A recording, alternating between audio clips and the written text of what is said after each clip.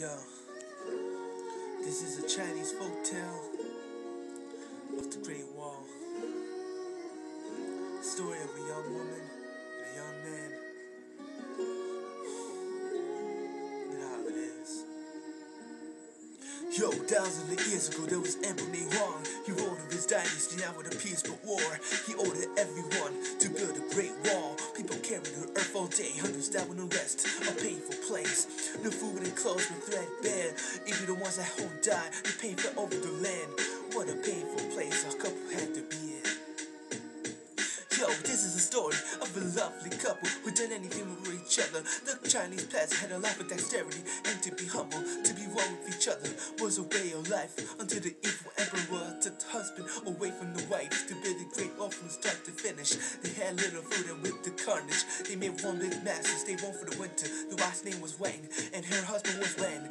Meng heard the story of how unfairly the work was treated. She was that deeply sad and with a heart right for the emperor, so she cried unforgiven all day and night. She would wonder how much he would suffer. To her as a man would be direct with a lover. One spring she was out when the flowers were in bloom. Grass lush green and the flowers swaying in pairs. She sang her loneliness too. In March, the pieces blossomed dressed. Swallows maiden built the nest. 2 by 2, they gaily fly, left all alone. How sad am I? In March, the peaches blossom dressed. Swallows maiden build a nest. 2 by 2, they gaily fly, left all alone. How sad am I? Autumn came around and the news of her husband. A strong cold front came over the great wall and thousands were dying. Thousands were trying to stay warm. When Meng heard this, she quickly made clothes and shoes for her husband. The trip won't be long, but she stayed determined to give them a door and leave. She decided to meet him. Been ages since she'd seen him, but she never forgot his appearance. Her journey was long, but faith made her strong. One night she sat in the temple, had a dream of when great happiness unveiled her as he came towards her, but then he told her he died, and she left to cry, more for the tragedy. Not even God was dead to decide. She woke up the next morning so blank in her calmly, but then she was lost, couldn't find the path wittingly. She was at loss of what to do but to crawl to follow him, so she followed over his direction. Think fast, swirl around the winter snow. I make trudge, wearing winter clothes. A straggling crow, alas my own God. A great wall far, and I fall from his side. Think fast, swirl from mountains into snow. I make trudge, wearing winter clothes. A straggling crow, alas my own God. The great wall far, and I fall from his side. She could feel the laugh of her husband, the breath of her husband, the touch of her husband, and she knew she would find her husband, overcome the obstacles of 1,000 miles, 1,000 years. She will find her husband, but it was all for her husband. She knew she would find her husband, live her husband, finally be with her husband. Time would tell when this will happen. No, Meng was finally reached the great wall, and she amazingly glanced at the mammoth. The whole wall was filled with pandemonium. Work was a beat to finish the work they were given.